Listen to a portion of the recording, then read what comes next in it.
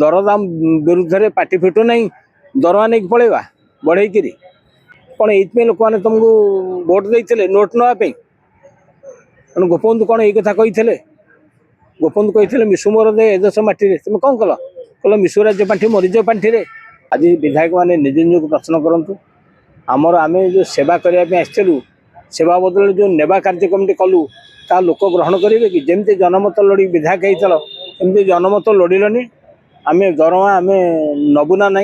लखन मुंडा जहाँ हो आदिवासी विधायक टे तो कहला आम दरमा नवा कथा नुह तुम से कह ये जो गणतांत्रिक पद्धति जो आम जनप्रतिनिधि माने पठाऊँ विधानसभा को दरदाम विरुद्ध पार्टी खोलुनी कि दरमा वृद्धि सपक्ष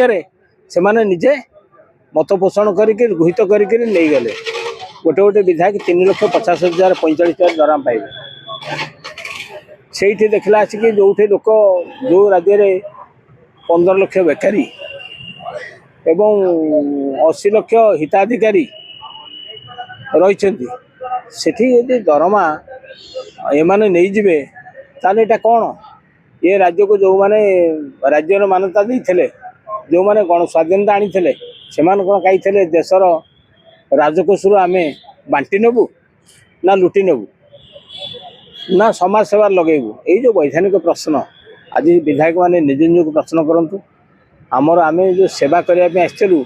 सेवा बदल जो नेबा कार्यक्रम कलु ता लोक ग्रहण करेंगे कि जमी जनमत लड़ी विधायक होता सेमती जनमत लड़िलनि आम दरमा आम नबुना ना किसान पट्टनायक पेंशन बिल्कुल नेले ना लखन मुंडा जी प्रथम कम्युनिस्ट विधायक कहले यहाँ दरमा वृद्धि को विरोध कले सेमती केते लोक विरोध करने दरकार यहाँ तुम गोटे जनमंगल राष्ट्र आगे जनता मंगल छाड़ी निज मंगल कहीं चिंता करुच जो चाष चाषी दुखरे मरे कौन ओडिशा चाष बेकू को दौड़ी पेट को विष जो हारास हो चाषी मरे से आम दरमा नवा जो कलाहांडी जो जो छुआ बिक्री हुए जो अनाहार मनीष मरे जो प्राकृतिक विपर्यय नाम ओडिशा जो माने हाहाकार बन्या बात्या मरुड़ी लोक चाषी चित्कार करे चाषी आत्महत्या करे से आम आम केते त्याग करिपरिबा केते लोक भी संग्राम करिपरिबा दरदाम विरुद्ध रे पार्टी फिटू नहीं दरमा नहीं पलैवा बढ़े कौन ये लोक मैंने तुमको भोट देते नोट नापी तेणु गोपबंधु कौन ये कथा कही गोपबंधु कही मिशु मोर दे एदश माटी तुम कौन कल कल मिशु राज्य पांठि मरीज पांठि मु चलीजी देशवासी पिठी कारण मु टिकेट नहीं राजनैतिक पार्टी जहाँ विधायक विरुद्ध रे आलोचना हो खटी ओ कहना शुणी हम ना कान गुणी हम ना मनरे विधायक मैंने थे साधारण लोक प्रतिक्रिया को अनुभव करूँ जो जनता तुमको भोट देते कौन तुम नोट नापी राजकोष किंतु जो मैंने धारणा आसिक बसुंट दरमा वृद्धि करने वर्ष वर्ष चित्तार कर वृद्धि हो पारुनी जो शिक्षक जो अंगनवाड़ी जो पाचिका से माने कौन गर्जिले ये माने विधानसभा अर्जिले तेणु सी गरजु था पार्टी किए शुणुची पेट पूरी गले गला मो मनर भोक सरी जबार अच्छी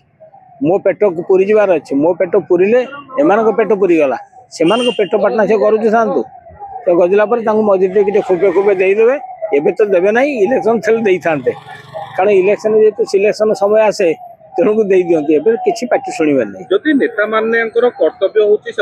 सेवा करवा यहाँ हूँ कर्तव्य ताले समाज स्थिति देखा जदि जो मैंने मेडिकल रोशन भी कर्तव्य आ सेवा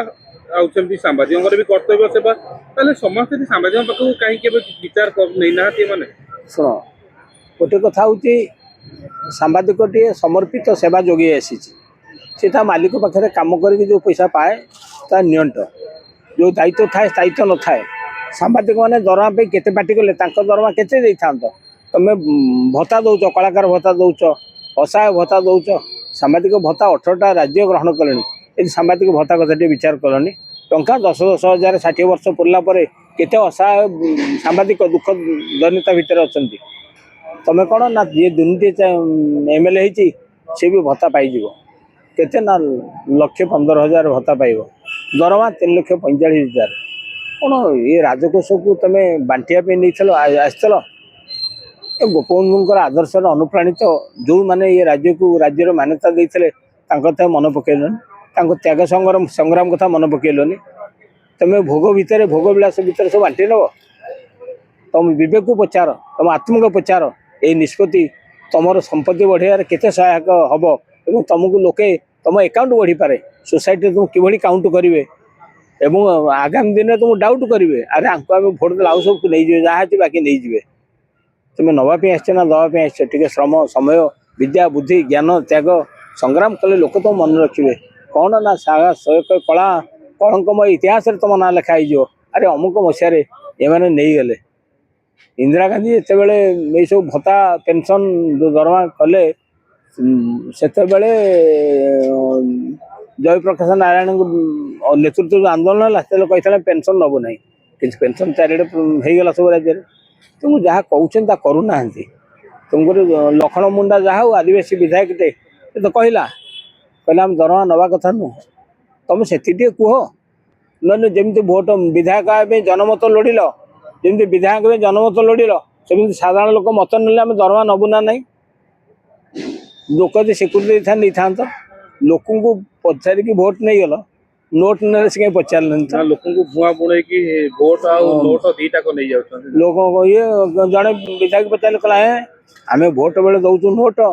ଖାଇବାକୁ ଦେଉଛୁ, ପିଇବାକୁ ଦେଉଛୁ ମଦ, ଖାଇବାକୁ ଦେଉଛୁ ମାଉଁସ, ଆଉ ତେଣୁକରି ଆମ ଭୋଟ ନେଲୁ, ଆମେ ଖର୍ଚ୍ଚ କରିଥିଲୁ ବାହାର କରିବୁ। ମୁଁ କହିଲି ଯାହା ହଉ, ଏଇଟା ଯଦି ବିଶ୍ୱାସର ଗଣତନ୍ତ୍ରକୁ ତୁମେ ବ୍ୟବସାୟରେ ପରିବର୍ତ୍ତ କରିବ ତାହେଲେ ଆମର କିଛି କହିବାର ନାହିଁ। ଯାହା ହଉ, ଏଭଳି ଲୋକଙ୍କୁ, ଏଭଳି ଜନନେତାକୁ ଚିହ୍ନି ରଖନ୍ତୁ, ଆଗାମୀ ନିର୍ବାଚନରେ ଭୋଟ ଦେବେ କି ନାହିଁ ବିଚାର କରନ୍ତୁ।